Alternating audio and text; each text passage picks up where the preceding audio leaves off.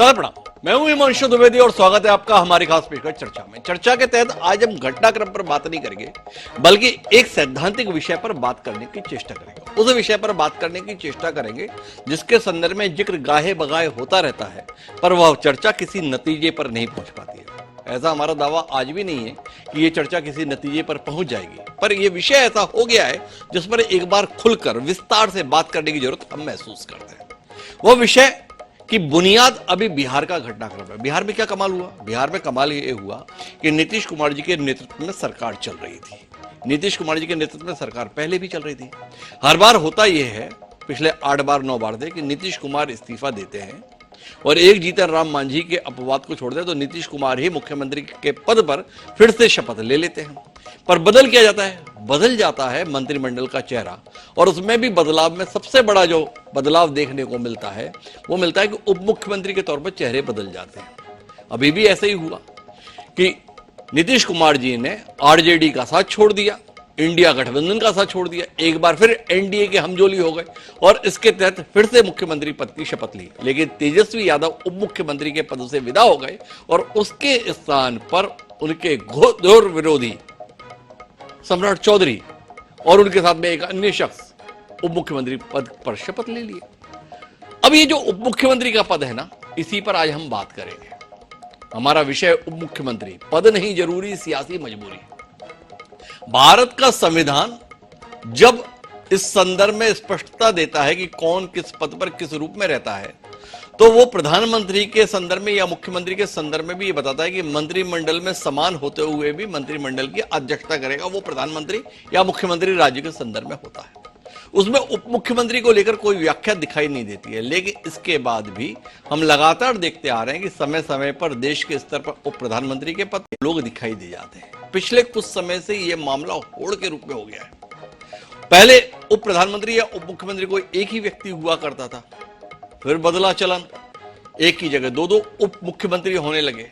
अभी तो हालत यह है कि आंध्र प्रदेश में 5-5 व्यक्ति उप मुख्यमंत्री के तौर पर काम कर रहे हैं। भारतीय जनता पार्टी, जिसके द्वारा सिद्धांतों की राजनीति के संदर्भ में तमाम बातें कही जाती हैं, उसने मध्य प्रदेश, छत्तीसगढ़ और राजस्थान में जबरदस्त जीत हासिल की। और जबरदस्त जीत के बाद जिस प्रकार का प्रयोग उसने किया है वो ये किया है कि तीनों राज्यों में ही 2-2 उप मुख्यमंत्री भी बनाए हैं। तो आज हमारे लिए इस विषय पर बात करना जरूरी हो जाता है कि जब संविधान निर्माताओं ने व्यवस्था दी थी प्रधानमंत्री, मुख्यमंत्री और अन्य मंत्रियों के संदर्भ में, तो ये उप मुख्यमंत्री या उप प्रधानमंत्री को बीच में फिट जो किया जा रहा है वो कितना जायज कितना नाजायज है, क्या इसके मायने हैं, क्या इसका प्रभाव है और क्या इसके परिणाम है। हमारे साथ इस दिलचस्प चर्चा का हिस्सा बनने के लिए 4 खास मेहमान मौजूद हैं जिनसे आपका परिचय कराएंगे और इस दिलचस्प राजनीतिक विषय पर कुछ गंभीर विमर्श करने की कोशिश करेंगे। लेकिन हम अपने मेहमानों से आपका परिचय कराएं उससे पहले समय है आज के संदर्भ में विचार सूत्र का।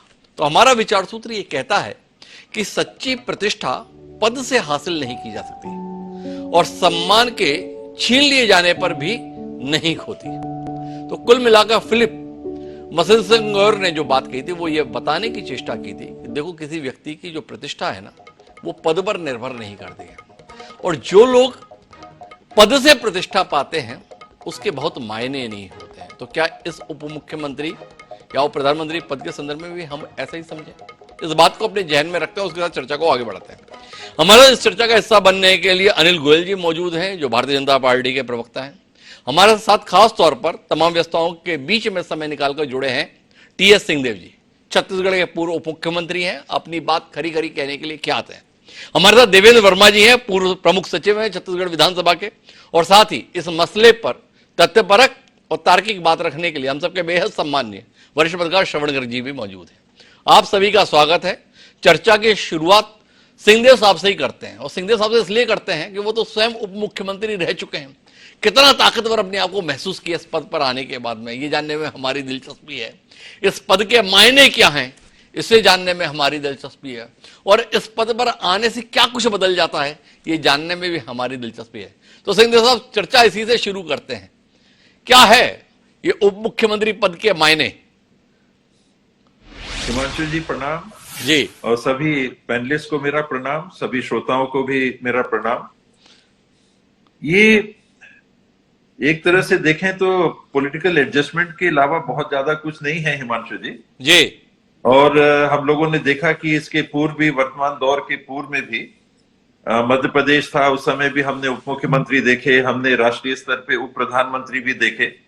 और अभी ऐसी चर्चा है कि शायद 27 उप मुख्यमंत्री वर्तमान में देश के अलग अलग प्रांतों में बन गए हैं। जी सत्ता में अंतर, अगर आपने कहा कि अंतर क्या आता है जी किसी के संदर्भ में, किसी के परसेप्शन में या किसी के काम करने से, तो वो पद से नहीं है।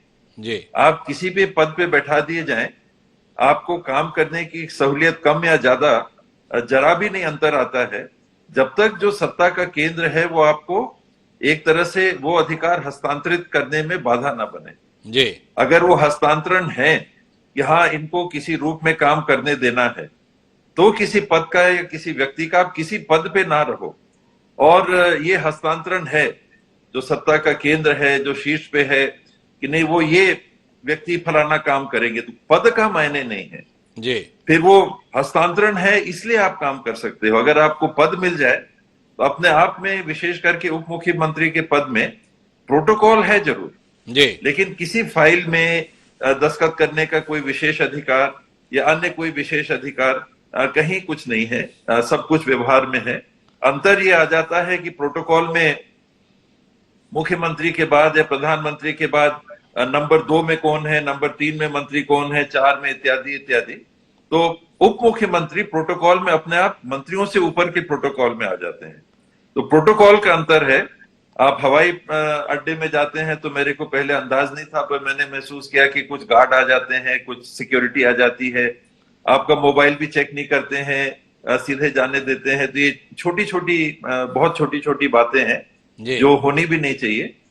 पावर में अंतर कुछ भी नहीं आता है। पावर में अंतर तभी आता है जब शीर्ष पद में बैठे व्यक्ति उसका हस्तांतरण होने देते हैं या करवाते हैं। पर सीधा साहब, इतना ही सरल मामला हो तो लोग उप मुख्यमंत्री बनने के लिए भी इतने व्याकुल क्यों हो जाते हैं? और ये संख्या भी लगातार बढ़ती जा रही है। भाई संविधान में तो व्यवस्था थी मुख्यमंत्री या प्रधानमंत्री की, उनके साथ में कैबिनेट मिनिस्टर्स, स्टेट मिनिस्टर्स, पर इसके बीच में जो ये उप मुख्यमंत्री के पद के संदर्भ में आकर्षण और फिर उसका विस्तार, अब आंध्र प्रदेश में 5-5 उप मुख्यमंत्री हैं। क्या देखते हैं आप? बेवकूफ बना रहे हैं जिनको इसके संदर्भ में बता रहे हैं कि आप डिप्टी सीएम हैं, या जनता को बेवकूफ बना रहे हैं? मतलब बेवकूफ असल में बन कौन रहा है अगर कुछ नहीं है तो? अगर कोई बन रहा है तो हम लोग आपस में ही बेवकूफ बनेंगे, जनता से इसका कोई मायने नहीं रहता जी। एक ये पॉलिटिकल एडजस्टमेंट के अलावा कुछ नहीं है कि आपने वजन, कुछ किसी व्यक्ति के साथ आपने वजन दे दिया कि सामान्य मंत्री नहीं है, अब ये उप मुख्यमंत्री है जी। मेरे संदर्भ में अगर आप पूछें तो प्रोटोकॉल में मेरा नाम दूसरे नंबर पे था जी, पहले भी दूसरे नंबर पे था मुख्यमंत्री जी के बाद में जी। अब प्रोटोकॉल में लेकिन शेष 12 मंत्रियों में एक जी। अब आप उप मुख्यमंत्री कह देते हैं तो शेष मंत्रियों से आप एक पृथक दर्जा आपको मिल गया जी, व्यवहार में, जी, ऑफिशियल प्रोटोकॉल में जी। और कहीं कहीं तो रिटायरमेंट के बाद भी अब उप मुख्यमंत्री या मुख्यमंत्री नहीं रहने पर भी जो सुविधाएं मिलती हैं जी, वो है। छत्तीसगढ़ में तो उप मुख्यमंत्री के लिए वैसी भी कोई व्यवस्था नहीं है, हालांकि अब 2 उप मुख्यमंत्री हैं जी। तो मुख्यमंत्री हटने के बाद, उप लगने के पूर्व लगने के बाद में कोई आपको सुविधा भी नहीं है। तो पॉलिटिकल एडजस्टमेंट के अलावा इसमें बहुत ज्यादा नहीं है। और पॉलिटिकल एडजस्टमेंट भी आप करें अगर माने उस भावना को जी, तो मायने रखता है, वरना फिर खोखलापन। तो कुल मिला के पॉलिटिकल एडजस्टमेंट है, पर पावर के स्तर पर कोई शेयरिंग नहीं है। लेकिन मामला इतना सरल है क्या? देवेंद्र वर्मा जी से ये बात समझना चाहता हूं मैं, अनिल गोयल जी के पास जाऊं उससे पहले, और इसलिए समझना चाहूंगा कि संविधान में प्रावधान नहीं है उप प्रधानमंत्री का, संविधान में प्रावधान नहीं है उप मुख्यमंत्री का।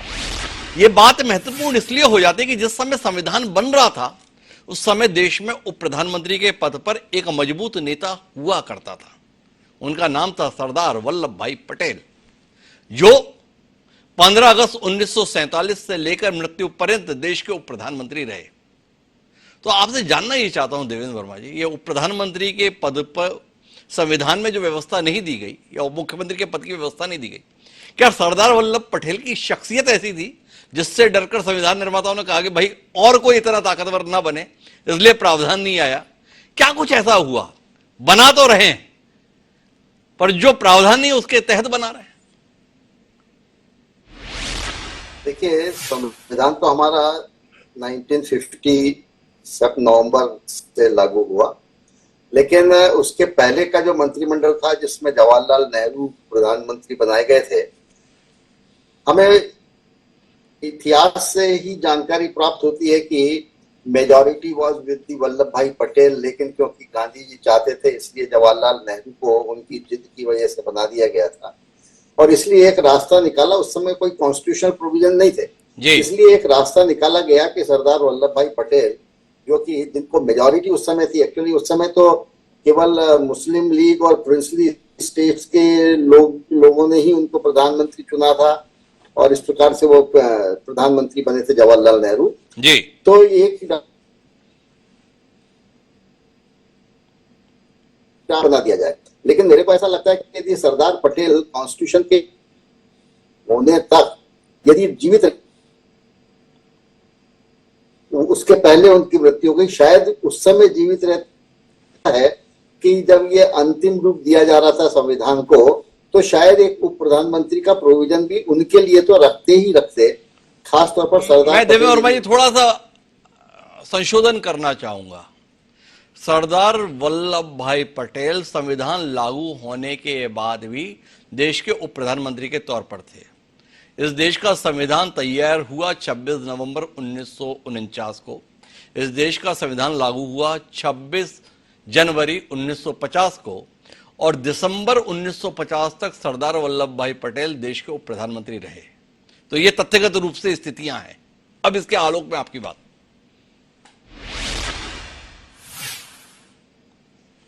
नहीं, ये थोड़ा सा मुझे कंफ्यूजन हो रहा है। आप जो तारीखें बता रहे हैं जी, हमारा 26 जनवरी को कॉन्स्टिट्यूशन लागू हुआ जी, सन 1950। ईयर कौन सा बता रहे हैं? 1950। और सरदार वल्लभ भाई पटेल का निधन हुआ 15 दिसंबर 1950 तक थे, 15 अप्रैल 52 तक थे जी। लेकिन कॉन्स्टिट्यूशन में वो प्रोविजन डिप्टी प्राइम मिनिस्टर का नहीं था। मुझे ऐसा लगता है कि डिप्टी प्राइम मिनिस्टर का प्रोविजन केवल सरदार वल्लभ भाई पटेल की शख्सियत की वजह से ही रखा गया था जी। और उस समय का जो गांधी जी और इन सब का जो कांग्रेस के बीच में विवाद था उसकी वजह से केवल बना दिया गया था।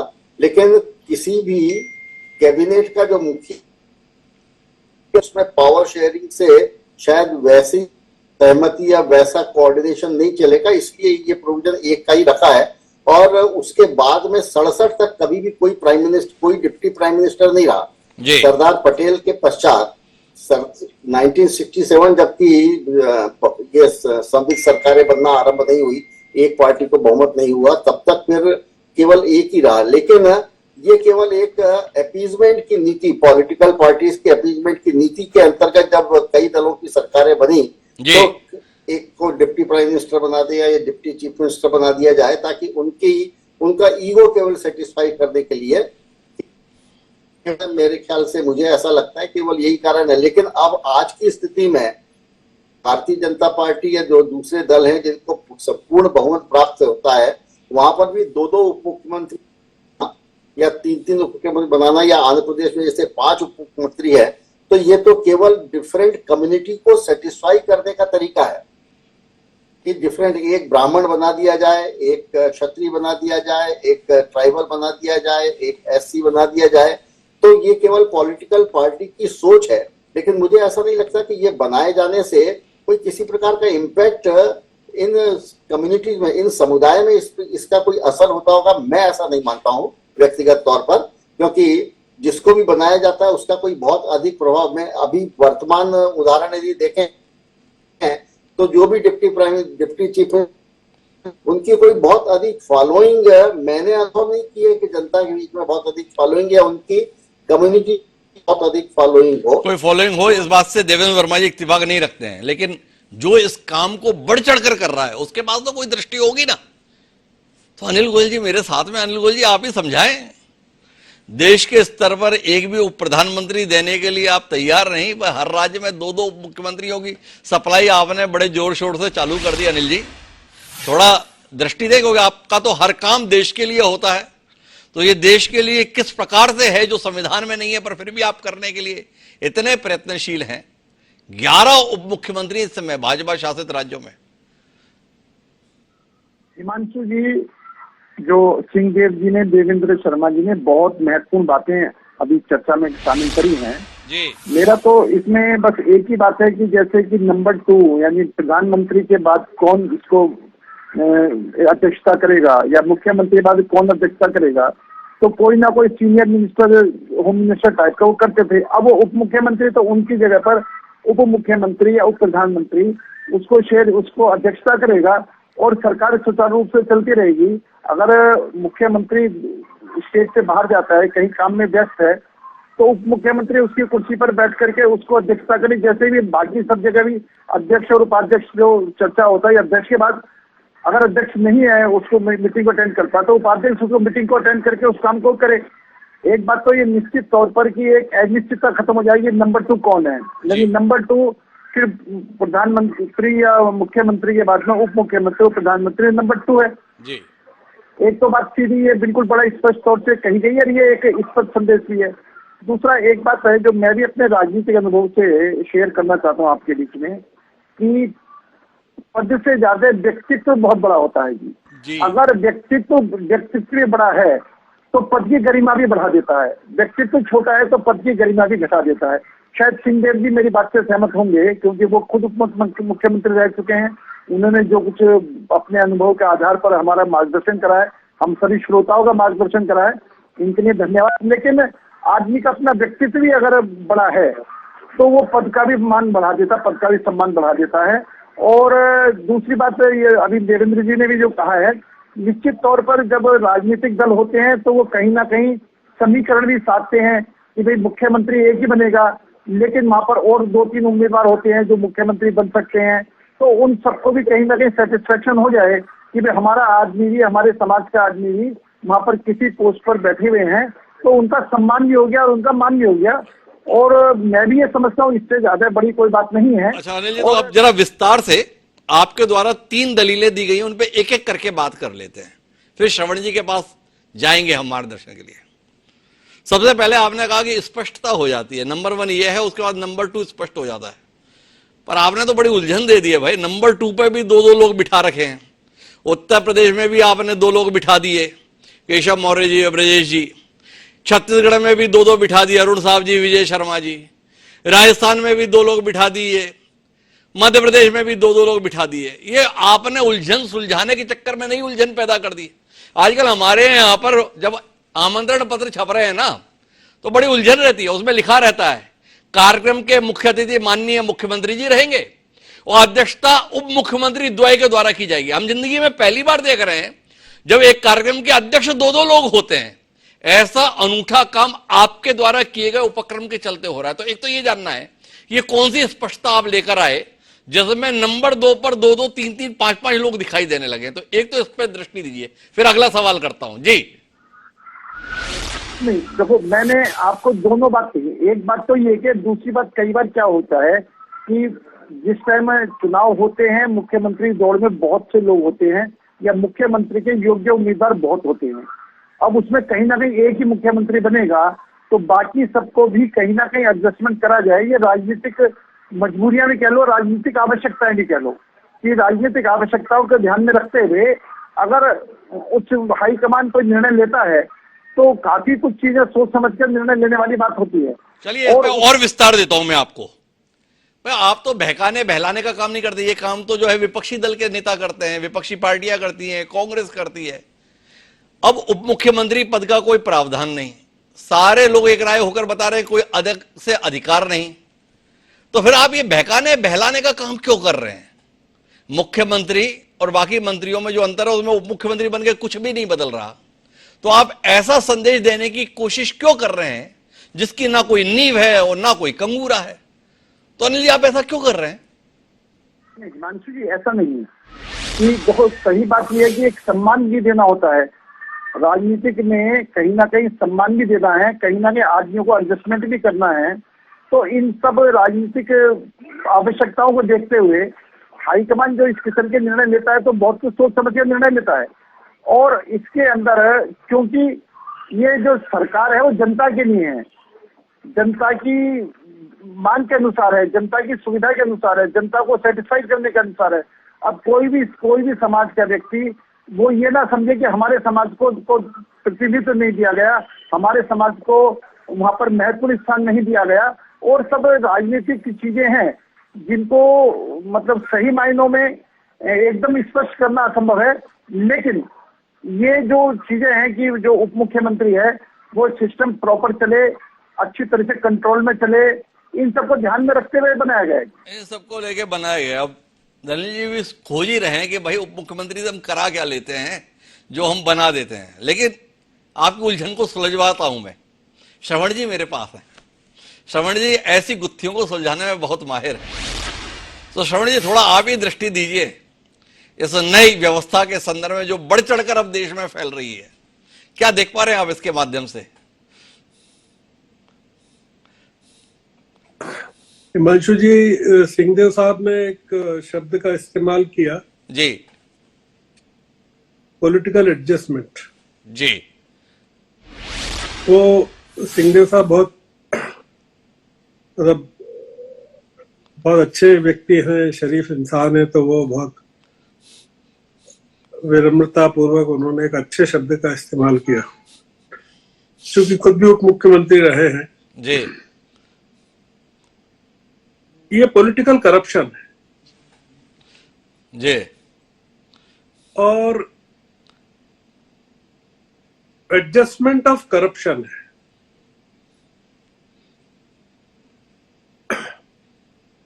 देने वाला भी तैयार है, लेने वाला भी तैयार है।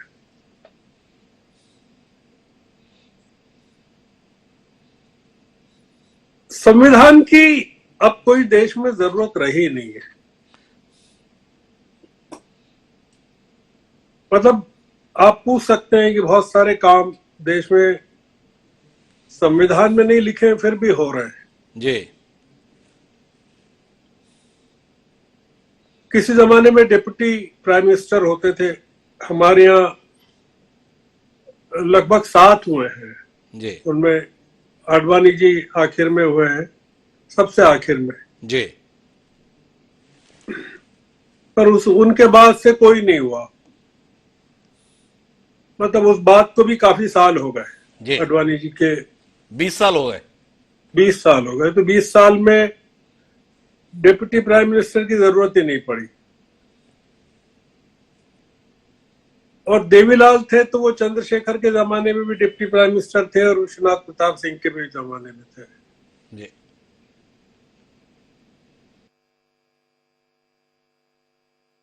आप पूछ सकते हैं कि भाई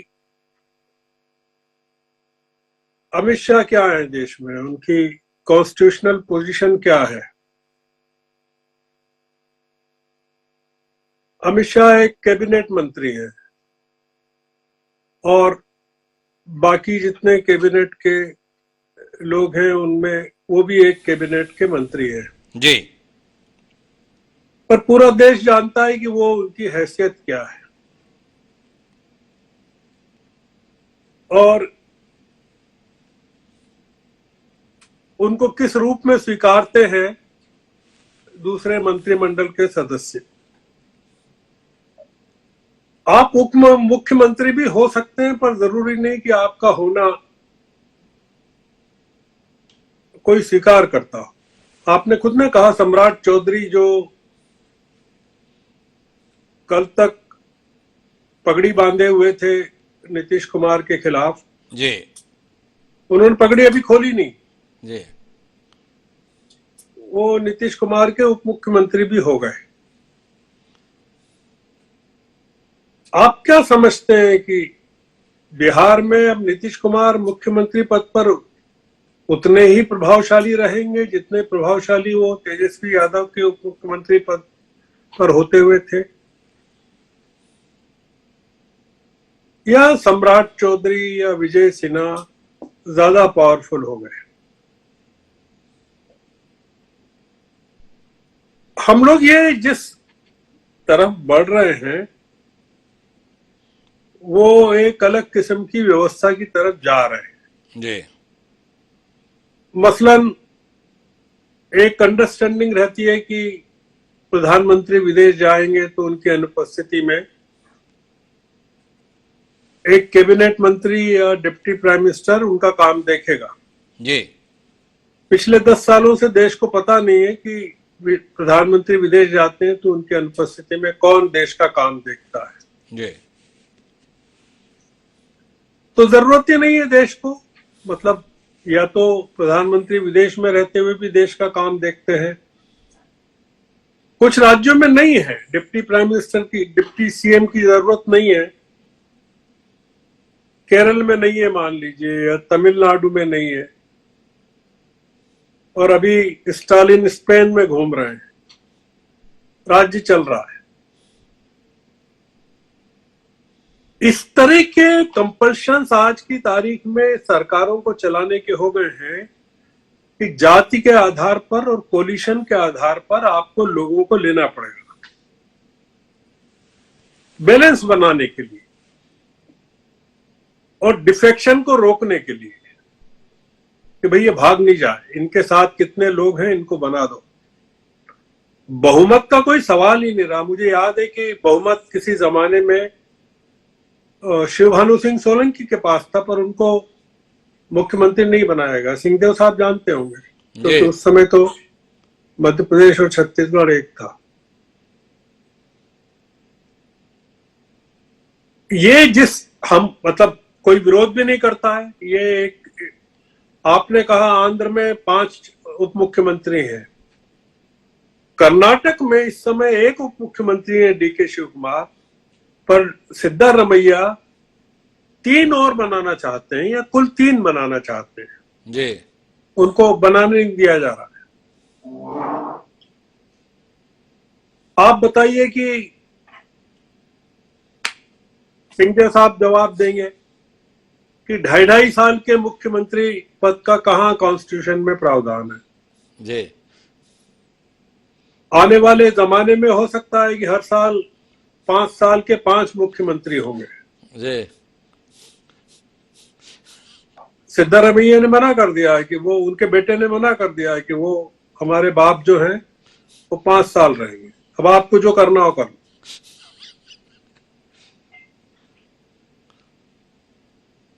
शेयरिंग ऑफ पावर नहीं है। शेयरिंग ऑफ पावर अगर होता तो सिंहदेव साहब जैसे योग्य व्यक्ति को के लिए भूपेश बघेल अंडरस्टैंडिंग के हिसाब से 2.5 साल बाद सत्ता छोड़ देते। उन्होंने तो उनको उप मुख्यमंत्री भी 2 महीने पहले बनाया, चुनाव 3 महीने पहले।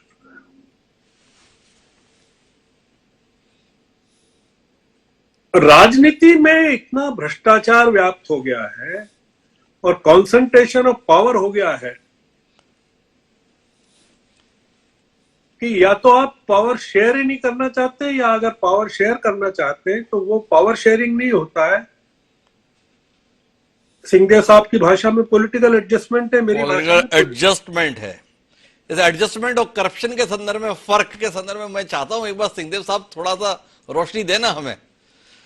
जो आपने पॉलिटिकल एडजस्टमेंट कहा उसको श्रवणकर जी ने पॉलिटिकल करप्शन कहा, जिसमें लेने वाला और देने वाला दोनों तैयार है।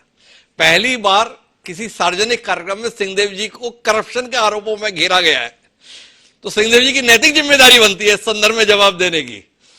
तो सिंहदेव साहब क्या कहते हैं आप? जी, श्रवण जी ने जिस बात को कहा जी, करप्शन जिस प्रकार का माना जाता है, यानी पैसों का करप्शन, मैं उससे थोड़ा अपने आप को दूर से महसूस करता हूं। पूरा संलिप्त नहीं हो मैं नहीं कह सकता, लेकिन जहां तक बचा जा सकता है आज के जमाने में मैंने अपने आप को बचा के रखा जी। और वैचारिक करप्शन की बात करें या प्रेसिडेंट्स इत्यादि करप्ट होते चले जा रहे हैं इसकी बात करें, तो वो आदर्श स्थितियों से करप्शन उसको कहा जा सकता है जी। कि हमने संविधान में व्यवस्था ही नहीं कि हम साइलेंट रहे कि पार्लियामेंट्री सेक्रेटरी होंगे कि नहीं होंगे। जी। आज कोर्ट में मामला जाता है, पार्लियामेंट्री सेक्रेटरी बनाए गए तो सही बनाया गया कि नहीं बनाया गया, ये अधिकार दे सकते, ये नहीं दे सकते, ये कर सकते, ये नहीं कर सकते, वो मददगार हो सकते हैं, उनको कोई अलग से पर्क्स नहीं दे सकते। लेकिन आपने एक दर्जा दे दिया, संविधान पार्लियामेंट्री सेक्रेटरी दे दिया। मेरे ख्याल से संविधान में व्यवस्था नहीं है, मामला कोर्ट में भी गया। अभी डिप्टी चीफ मिनिस्टर की शपथ हुए तो शपथ में भी विपक्ष के दलों ने, अभी भाजपा के डिप्टी सीएम बने, उनका शपथ एज डिप्टी सीएम हुआ तो ये आपत्ति लगाई कि भाई ये तो गलत शपथ हो गया, क्योंकि डिप्टी सीएम का तो पोस्ट ही नहीं होता है। तो ये मैंने भी इसको महसूस किया था कि जब डिप्टी सीएम बनाया गया तो बात आई थी, तो मैंने भी लोगों को ये कहा कि नहीं, ये कोई पोस्ट अलग से नहीं है, इसकी शपथ की कोई इसका अलग से प्रावधान ही नहीं है, क्योंकि कोई पद नहीं है जी। तो उस नाते अगर हमको प्रेसिडेंट्स जो बन गए हैं देश में, ये पहले बनाए गए, उप प्रधानमंत्री बनाए गए, उप मुख्यमंत्री बनाए गए, तो सिलसिला चला सा पड़ा है जी। कहीं अगर इसमें रोक लगाई जाती है तो वो करप्शन उस नाते जो आदर्श व्यवस्थाओं का है, या संविधान कहीं साइलेंट है, उसने अधिकार ही नहीं दिए हैं, साइलेंट किया है, उसने व्यवस्था ही नहीं दी है, तो किया जा सकता है कि नहीं, इस पे कोई स्पष्टता आ जाएगी तो वो सिलसिला रुक जाएगा। एडजस्टमेंट तो और प्रकार के भी पॉलिटिकल हो सकते हैं, पदनाम देके ही नहीं, पर क्योंकि एक पदनाम की संभावना होती है तो कुछ लोग सोचते हैं कि हम पार्लियामेंट्री सेक्रेटरी बन जाएं। कुछ लोगों के मन में आता है कि चलो 2.5 साल वाला मुख्यमंत्री नहीं, उप मुख्यमंत्री के लिए कह रहे हैं तो उसको स्वीकार कर लीजिए। तो ये प्लेसमेंट एक आपका जनमानस में जैसे बात है कि उसकी स्वीकारोक्ति क्या है। As deputy chief minister, as chief minister आपको कोई एक स्वीकारोक्ति मिलती है लोगों के बीच में, हालांकि चुनाव अंततः बताते हैं। उप मुख्यमंत्री के रूप में मुझे मौका दिया गया, चुनाव में मैं नहीं जीत पाया, तो उस नाते आप कह सकते हैं कि उप मुख्यमंत्री बनने से कोई पॉलिटिकल लाभ मिला, ऐसा दिखने में नहीं मिला। तो ये जिस दृष्टिकोण से हम देखें वैसा देखना पड़ेगा। ये कहा जा रहा है कि दावेदार कई रहते हैं, मुख्यमंत्री एक बना जा सकता है, तो बाकी तबके को बाकी मुख्यमंत्री बना दिया जाता है। तो आपसे जानना चाहता हूं कि समाज संतुष्ट हो जाता है, या ये राजनीतिक दलों का वहम है कि हमने देखो बहका लिया, हमने देखो बहला लिया, बहका कोई नहीं, बहला कोई नहीं, परिणाम बता देता है। अगर पद मिलने से कोई समझे कि कुछ मिल गया है तो वो बिल्कुल वहम है जी। मैंने भी कभी नहीं माना था कि जब डिप्टी सीएम के रूप में मुझे मौका मिला तो मुझे कुछ मिल जाएगा। ये व्यवहार में होता है। और देखें, एक स्ट्रक्चर जब बना होगा, संविधान जब बन रहा होगा, तो निर्माताओं ने ये देखा होगा कि हम शीर्ष पे एक व्यक्ति को दे रहे हैं जो कि एग्जीक्यूटिव का संचालन करेगा जी। उनको हमने प्रधानमंत्री या मुख्यमंत्री किया, हमने डिप्टी क्यों नहीं किया? इसलिए शायद ना किया हो क्योंकि फिर वो डिसेंट्रलाइजेशन और सेंट्रलाइज पावर हो जाएगा कि मुख्यमंत्री कुछ कर रहे हैं, उप मुख्यमंत्री कुछ कर रहे हैं, या कौन से विभाग में उप मुख्यमंत्री करेंगे, कौन से विभाग में मुख्यमंत्री करेंगे। ये तो पहले से ही, इसीलिए डिप्टी पीएम या डिप्टी सीएम का संवैधानिक व्यवस्था मुझे लगता है कि नहीं दी गई होगी, क्योंकि वो काम करने में बहुत मुश्किल हो जाती। अब केवल बात जो श्रवण जी ने भी कही, शेयरिंग की बात है जी। तो शेयरिंग अगर आप करोगे, पब्लिक है, ये सब जानती है जी, सब जानती है, सब देखती है, सब समझती है, वो बिल्कुल अनभिज्ञ नहीं है। तो आपने अगर आपस में एक टीम के रूप में काम किया, मंत्रियों को अपने विभाग में काम करने के लिए व्यवस्थाएं दी, उप मुख्यमंत्री जैसी व्यवस्था की कोई आवश्यकता ही नहीं है। एक प्रोटोकॉल है जो मुख्यमंत्री ही बनाते हैं कि नंबर 2 कौन होंगे, ये उम्र से नहीं होता, टर्म से नहीं होता। आप पहली बार जीत के आ रहे हैं तो मुख्यमंत्री बन सकते हैं, पहली बार जीत के आ रहे हैं तो सेकंड इन प्रोटोकॉल आप बन सकते हैं। इसमें कोई व्यवस्था, दी हुई व्यवस्था नहीं है। मुख्यमंत्री जैसा चाहेंगे वैसा प्रोटोकॉल बनता है। उसी तर्ज पे जो काम की बात है और परसेप्शन की बात है, ये लोग देखते हैं कि कैसा चल रहा है, किसकी चल रही है, कौन किस तरह से काम कर रहा है, ये सब लोगों को दिखता है। तो कोई अगर भ्रम में है कि पद के नाम से जुड़ गए तो हमको कुछ मिल गया, तो बहुत बड़ी गलतफहमी। अरे एक विषय पे और टिप्पणी आपकी चाहिए तो फिर मैं आगे बढ़ूं अनिल गोयल जी के पास में।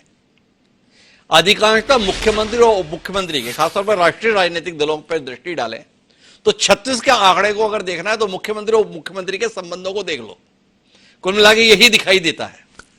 पर देश की राजनीति में एक दूसरा उदाहरण देखने को मिला जब अटल बिहारी वाजपेयी प्रधानमंत्री थे और लाल कृष्ण आडवाणी गृह मंत्री के तौर पर भूमिका में तो स्पष्ट तौर पर नंबर 2 थे। पर इसके बावजूद भी आडवाणी जी आखिरी दौर में उप प्रधानमंत्री का पद लिए उस पर आपकी भी दृष्टि गई होगी। तो सीधे तौर पर गृह मंत्री के तौर पर नंबर 2 भी थे, पावर शेयरिंग भी साफ तौर पर दिखाई देती थी। इसके बावजूद भी उप प्रधानमंत्री के पद के संदर्भ में लालकृष्ण आडवाणी जी भी दिखाई दिए। इस संदर्भ में कोई दृष्टिकोण है आपका? इसमें कहना मुश्किल है। अगर साथ अच्छे से चल रहा हो तो फिर ऐसी एडजस्टमेंट की आवश्यकता होनी ही नहीं चाहिए। कहीं ना कहीं जो दिख रहा था वैसा नहीं रहा होगा, तब फिर ऐसा किया गया होगा, वरना इसको करने की आवश्यकता नहीं। मुझे उप मुख्यमंत्री बनाने की क्या आवश्यकता जी? इसे आपसे बेहतर कौन बता सकता है श्रवण जी? अब हमसे सवाल कर रहे हैं इस बात का कि मुझे उप मुख्यमंत्री बनाने की क्या जरूरत थी? ये तो आपको बताना चाहिए हम लोगों को क्यों जरूरत आन पड़ी थी। पॉलिटिकल वाली जो बातें होती हैं या एक संदेश देने की बात, पार्टी है हाईकमान का जो स्ट्रक्चर है वो एक संदेश देना चाह रहा हो।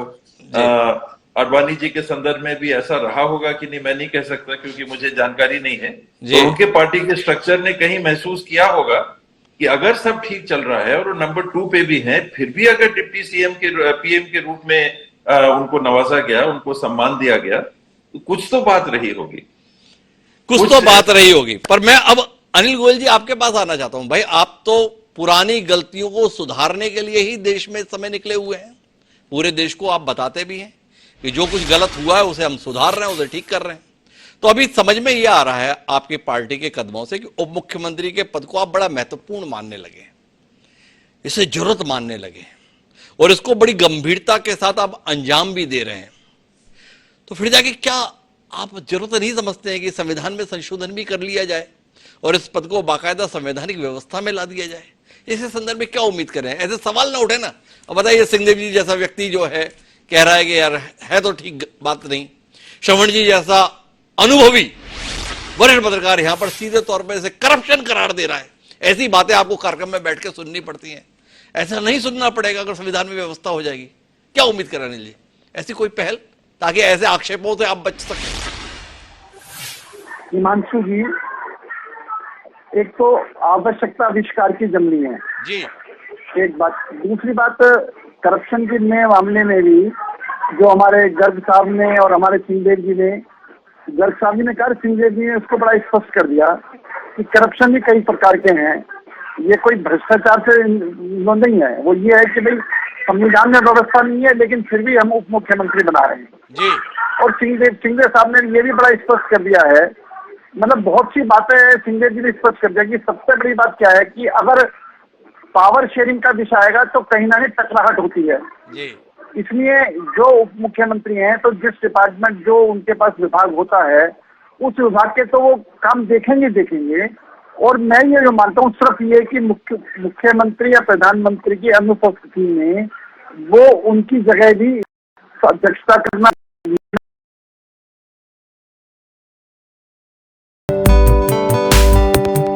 तो 2-3 उम्मीदवार बनना किसी एक को है और जब बनना किसी एक को है तो बाकी लोग नाराज ना हो, बाकी व्यवस्थाएं प्रॉपर चल जाएं, चीजें ठीक हो जाएं, तो इसलिए एक व्यवस्था करी गई है कि भाई अच्छा, एक बात बताओ, ये छोटे छोटे से प्रदेशों में भी एडजस्ट करना पड़ रहा है आपको और उसमें उप मुख्यमंत्री बनाने पड़ रहे हैं और इतने छोटे बड़े प्रदेशों से मिलके इतना बड़ा देश बना है, इसमें आप जरूरत महसूस नहीं करते हैं, तो क्या माने इस बात को?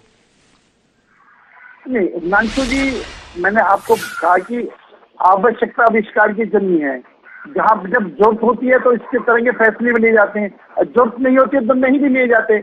अब मानो मध्य प्रदेश के अंदर पहले हमारे एक कोई उप मुख्यमंत्री नहीं थे, जब नहीं थे तो नहीं थे। तो मतलब आपका कहने का आशय है कि अभी जो मुख्यमंत्री के तौर पर लोग चुने गए हैं वो उतने प्रभावशाली नहीं है, उनका व्यक्तित्व इतना प्रभावी नहीं है, पूरे प्रदेश को वो नेतृत्व दे सके ऐसी उनकी क्षमताएं नहीं है, पूरा प्रदेश उनके साथ चल सके ऐसी उनका सामर्थ्य नहीं है, इसलिए उनके साथ में ये दो लोग दिए गए हैं कि भाई अकेले में दम नहीं है, 2 लोग साथ में हो जाएंगे तो मामला बन जाएगा। ऐसा है?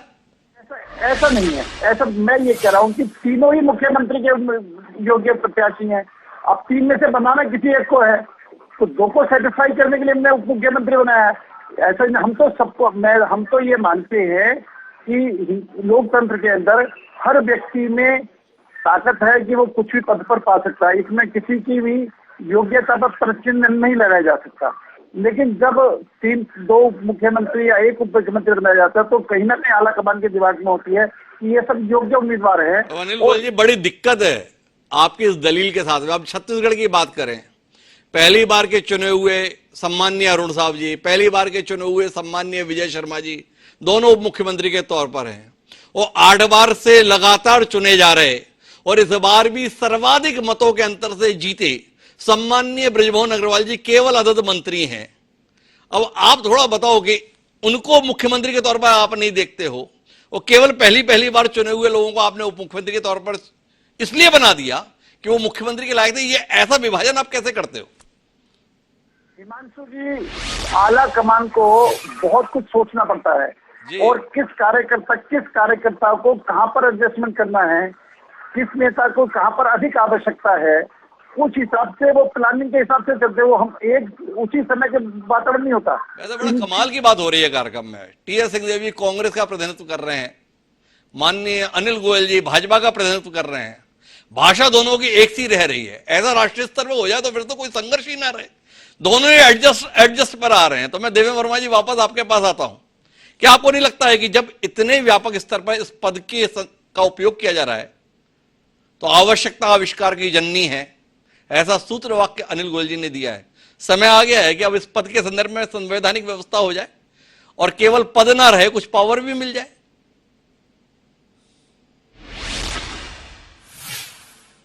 जी वर्मा जी। नहीं, क्या है कि जो संविधान में प्रावधान दिए गए हैं जी, उसके हिसाब से तो इन दिनों अब तो चल नहीं रहा, क्योंकि अब तो जिसकी पर्ची खुल जाए वो चीफ मिनिस्टर होता है और जिसकी पर्ची खुल जाए वो डिप्टी चीफ मिनिस्टर होता है।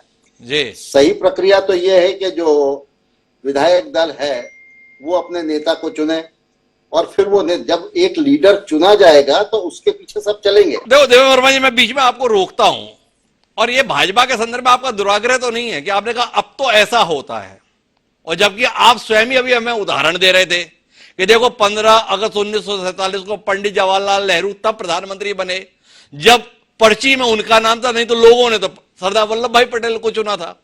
तो भाई जब शुरुआत में वो था तो आप ये क्यों कह रहे हो कि अब ऐसा होता है? हमेशा ऐसा होता आया था, अभी भी ऐसा हो रहा है।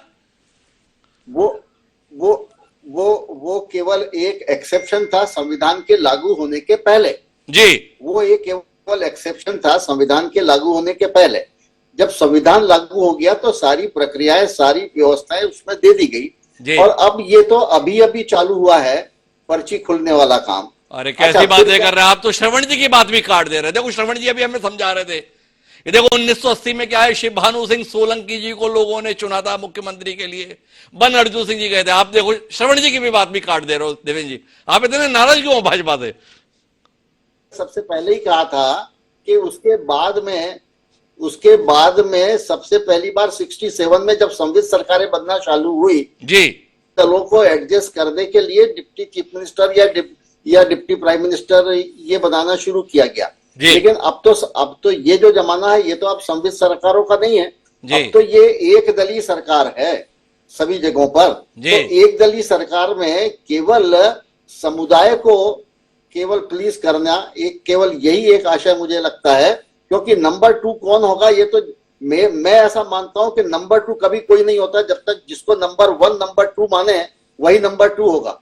अब मैं कहना चाहूंगा सिंहदेव साहब के प्रति पूरे सम्मान के साथ में जी, वैसे तो वो नंबर 1 थे, लेकिन नंबर 1 जिसको बनाया गया वो नंबर 2 इनको मानता ही नहीं था, जबकि कायदे से तो उनको पूरे सम्मान के साथ में इनको नंबर किसी को मानता नहीं और नंबर 2 होता भी नहीं है। जब तक नंबर 1 मानता है किसी को नंबर 2 तभी तक वो नंबर 2 है। आपने भी देखे होंगे और मुझे भी बहुत अनुभव है कि कौन मंत्री थोड़ा सा ऊपर हो गया और कौन मंत्री थोड़ा सा नीचे हो गया।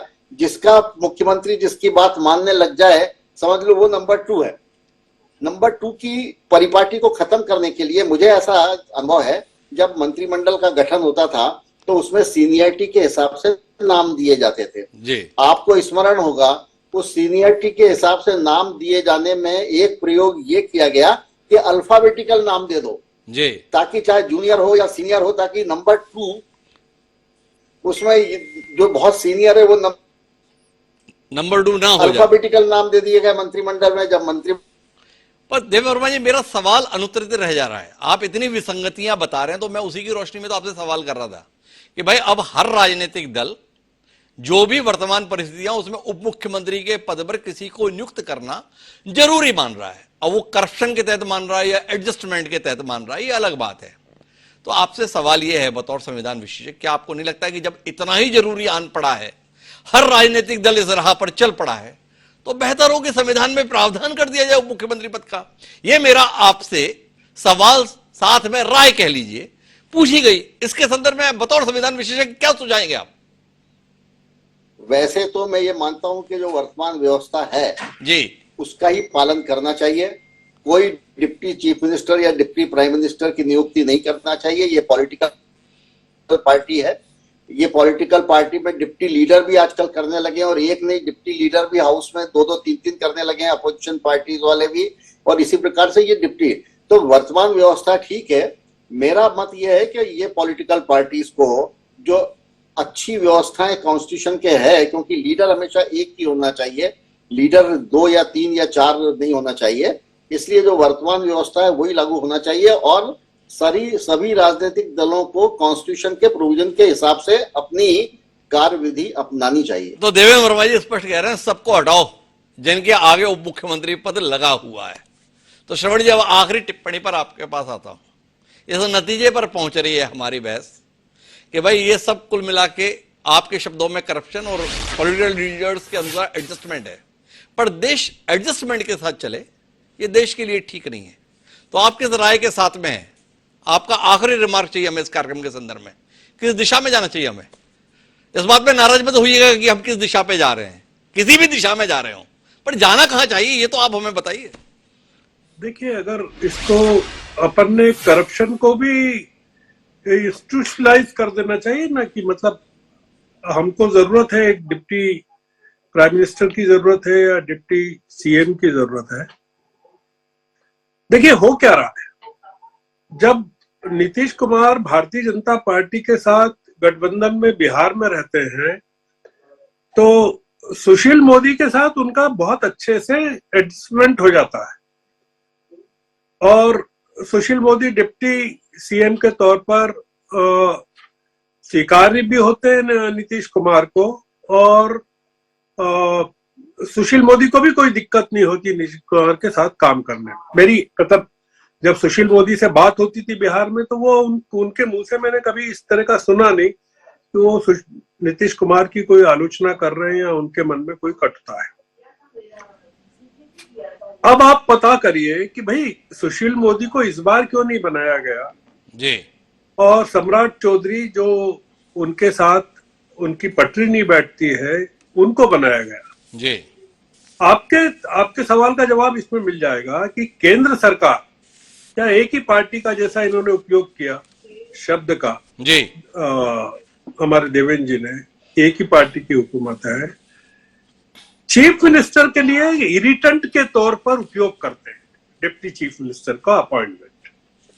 आप उनको जासूस के तौर पर भी बोल सकते हैं कि अगर चीफ मिनिस्टर ठीक रास्ते नहीं चल रहा है तो वो केंद्र के प्रतिनिधियों के तौर पर वो काम करते हैं कि भाई आपको शांति से काम नहीं करने देंगे। नीतीश कुमार को मतलब एक तो ये था कि पॉलिटिकल सक्सेसर जी, जैसे कि सिंहदेव साहब को सारी दुनिया, मतलब छत्तीसगढ़ भी और पूरा देश भी पॉलिटिकल सक्सेसर मानता था, और मैं इनकी बात से समर्थन करता हूं देवेंद्र वर्मा जी की नाम कि नंबर 1 तो वही थे, पर मान लीजिए कि नंबर 1 उस समय नहीं थे, पर उनको सक्सेसर के तौर पर भी आप अगर देखते हैं तो वो उनको आपने एक ईमानदार तरीके से बनाया गया। पर आज तो ये हो रहा है कि सैनिकों को भेज दिया गया आदिवासी इलाके में कि जाओ ढूंढ के लाओ, जो पहला आदमी मिला हम उसी को चीफ मिनिस्टर बनाएंगे। तो वो अमित शाह गए, उन्होंने कहा कि आप इनको चुन के दे दीजिए, मैं इनको बहुत बड़ी जिम्मेदारी देने वाला हूं, और दे दी जिम्मेदारी। और आपने कहा ब्रजमोहन जी के बारे में, आप इसी चीज को दूसरी तरीके से देख लीजिए कि जिन राज्यों में भारतीय जनता पार्टी की सरकारें हैं, वहां के जो राज्यपाल हैं उनके चेहरे मोहरे और चाल ढंग कैसे हैं। और तमिलनाडु में, केरल में, पश्चिम बंगाल के जो राज्यपाल हैं वो क्या कर रहे हैं इस समय, क्या कर रहे हैं, मतलब वो काम करने दे रहे हैं कि नहीं दे रहे हैं। तो वही स्थिति उप मुख्यमंत्रियों को लेकर है कि चीफ मिनिस्टर को ठीक से साले काम ही मत करने, काम हम दिल्ली से करेंगे। तो फिर जाके आप आखिरी टिप्पणी चाहिए श्रवण जी, ये पद रहे या ये पद जाए, इसके संदर्भ में श्रवण जी क्या हमें सुझाएं? नहीं, मैं तो चाहता हूं कि ये पद चला जाए, पर मेरे जानने से कुछ होगा नहीं। मैं तो अब ये देख रहा हूं कि हो सकता है कि पूरे मंत्रिमंडल के कैबिनेट के सारे सदस्यों को उप मुख्यमंत्री का दर्जा दे दिया जाएगा जी, क्योंकि उसमें गाड़ी घोड़ा वगैरह ज्यादा हो जाता है, सुविधाएं हो जाती है। और चीफ मिनिस्टर को अगर शांतिपूर्वक काम करना है कि कौन तोड़फोड़ कर रहा है कौन, तो वो ये है कि आप जितने ज्यादा उप मुख्यमंत्री बना दोगे वो आपस में झगड़ते रहेंगे और आप ठीक से राज करते रहोगे। तो कुल मिलाकर मर्म की जो बात है वो ये है कि शासन के अंतर्गत कोई भी व्यवस्था सुशासन के उद्देश्य से कायम की जाती है। अपेक्षा की जाती है कि इससे जनता को सहूलियत मिलेगी और ज्यादा बेहतर प्रशासनिक कसावट रहेगी। लेकिन उप मुख्यमंत्री का पद प्रशासनिक कसावट के उद्देश्य से कम अपनी राजनीतिक समीकरण बिठाने की दृष्टि से ज्यादा उपयोग में लिया जा रहा है। क्या अपनी राजनीतिक सुविधाओं के लिए पदों का उपयोग जायज करार दिया जा सकता है? ये सभी दलों के लिए प्रश्नवाचक चिन्ह है। आने वाले समय में क्या इसका समुचित उत्तर मिलेगा, यह अभी सवाल है। आप सभी मेहमानों का बहुत बहुत धन्यवाद हमारे साथ इस गंभीर विमर्श का हिस्सा बनने के लिए। समय है अब जो आज के शेर का, तो जो हमारी बातचीत के अंतर्गत उपजा है उसे शायर ने इन दो पंक्तियों में बहुत खूबसूरती से कहा। शायर कहता है कि ये जो बेहाल सा मंजर, ये जो बीमार थे हम तुम, ये जो बेहाल सा मंजर, ये जो बीमार थे हम तुम, सियासत की नवाजिश है, किसी से कुछ नहीं बोले। अजहर हाशमी सबकत ने क्या कमाल की बात कही। तो बहरहाल इसी के साथ अब मुझे दीजिए, कल फिर मिलेंगे नए विषय के साथ, तब तक ले सादा पड़ा।